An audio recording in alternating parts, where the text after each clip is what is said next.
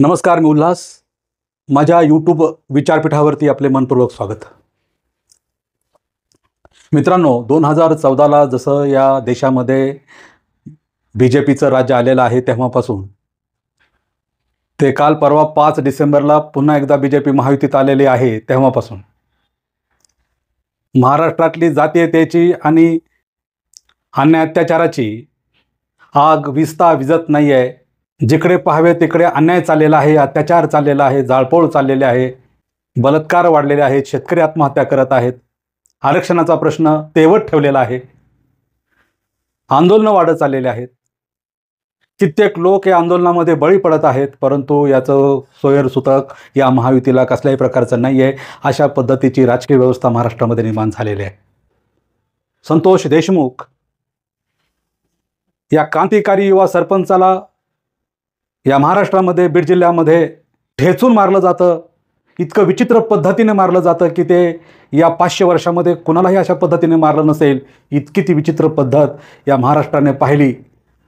व्हिडिओच्या माध्यमातून, रीलच्या माध्यमातून काल संपूर्ण जगाने पाहिली आणि महाराष्ट्राची छीथू संपूर्ण विश्वामध्ये होऊ लागलेली आहे. संतोष देशमुख यांची हत्या कित्येक शतकातून इतकी निर्घृण असेल की याची कल्पना सुद्धा करावीशी वाटत नाही आहे. लायटरनं संतोष देशमुखांचे डोळे जाळण्यात आले, लाठी काठीनं त्यांची पाठ सोलण्यात आली, 200-300 ठोके त्यांच्या शरीरावरती 6-7 गुंडांनी मारले. दिवसा ढवळ्या त्या व्यक्तीचा मर्डर होत असताना कुणीही त्याच्यामध्ये भाग घेतला नाही. इतकी दहशत त्या महाराष्ट्राच्या कानाकोपऱ्यात किंवा इथल्या व्यवस्थेने निर्माण केलेली आहे. आणि या व्यवस्थेच्या विरोधात जाणारा कार्यकर्ता किंवा आंदोलन करणारा कार्यकर्ता तोही रस्त्यावरती ठेचून मारला जातो. अशा पद्धतीची परिस्थिती आहे. जर कुंपणच शेत खात असेल तर दाद मागायची कुणाला? आणि या पाठीमागचा जो मास्टर माइंड आहे वाल्मिक कराड, की जो या राजकीय व्यवस्थेच्या जवळचा व्यक्ती आहे, तो वरदहस्त मिळाल्याशिवाय, ते बॅकिंग मिळाल्याशिवाय त्याची गुंड टीम बीडमध्ये असेल किंवा या राज्यातील मोठमोठ्या नेत्यांमध्ये असलेले जे वाल्मिक कराड आहेत त्यांच्या टीम या महाराष्ट्राच्या कानाकोपऱ्यात कार्यरत आहेत आणि त्या टीम त्या गावामध्ये दहशतीचं वातावरण निर्माण करत आहेत. अशा पद्धतीची परिस्थिती आहे. आणि म्हणून महाराष्ट्र जातीयतेनं पेटलेला आहे, हिंसाचाराने वेढलेला आहे, अन्याय अत्याचारामध्ये तो बुडून गेलेला आहे. अशी एकंदरीत अवस्था आपल्या महाराष्ट्राची झाली असताना एक कार्यकर्ता म्हणून मला एक कविता म्हणावीशी वाटते. जेव्हा मी सोमनाथ सूर्यवंशी यालाही ठेचून पोलिसांकडून मारलं जातं. परिस्थिती पहा, 5 डिसेंबरला महायुतीचं सरकार बहुमतानं सत्तेत येतं. 9 डिसेंबरला संतोष देशमुख या तरुणाचा ठेचून खून करण्यात येतो. 15 डिसेंबरला सोमनाथ सूर्यवंशी पोलिसाच्या हल्ल्यामध्ये मरण पावतो. दादा वाकोडे ह्या धक्क्याने मरण पावतात. ही सामाजिक विषमता कधी नष्ट होणार आहे? हा बहुजन समाजावर होणारा अन्याय कधी संपुष्टात येणार आहे? आणि या सामाजिक अन्यायाच्या अत्याचाराच्या विरोधात लढत असताना रस्त्यावरती सुद्धा सुरक्षा मिळत नाहीये. बाई माणूस म्हटलं जात नाहीये, लहान लेकरं म्हटली जात नाहीये, त्यांना तुडवलं जात आहे, त्यांना मारलं जात आहे. तालिबानसारखी परिस्थिती या महाराष्ट्राची निर्माण झालेली आहे. शेतकऱ्याचे प्रश्न विलंबित आहेत. कित्येक शेतकऱ्यांनी आत्महत्या केलेल्या आहेत. आत्महत्या करण्यामध्ये परळी बीडमध्ये तर सर्वात मोठा नंबर आहे. आर्थिक विषमता महाराष्ट्रामध्ये वाढलेली आहे. बेरोजगारांच्या हातांना काम नाही आहे.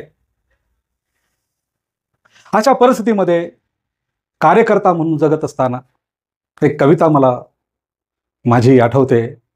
ती कविता मी तुमच्या पुढे सादर करतो. कवितेचं शीर्षक आहे हे महामानवा.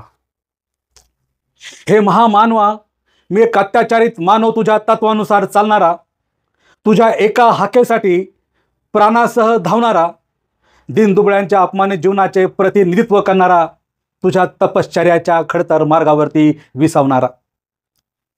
अन्यायाचे काटे पायात मोडले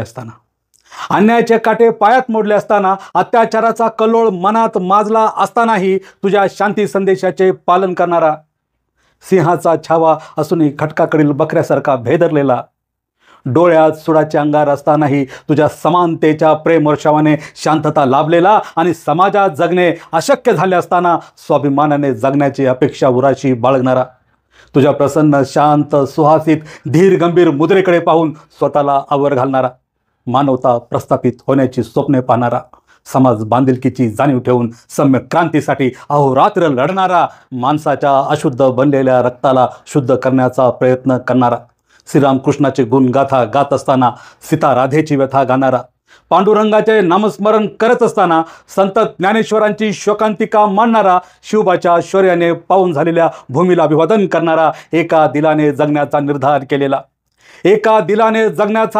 केलेला, समाज कंटकाच्या नरडीचा घोट घ्यायला टपलेला नरभक्षक मी, विषमतेविरुद्ध पेठून उठणारा दिनजनांचा रक्षक मी, फुले, शाहू, कबीर यांच्या विचाराचा उपासक मी, व्यवस्थेने बळी घेतलेला शूद्र शंभूक मी, सर्वस्व अर्पण करणारा पराक्रमी कर्ण मी. मला न्याय मिळणार कधी? समाजातील विषमता दूर होणार कधी? उच्च नीच भेद मिटणार कधी? आणि हे महामानवा, तुझा संदेश खरा ठरणार कधी? माणसाला माणसासारखे जगायला मिळणार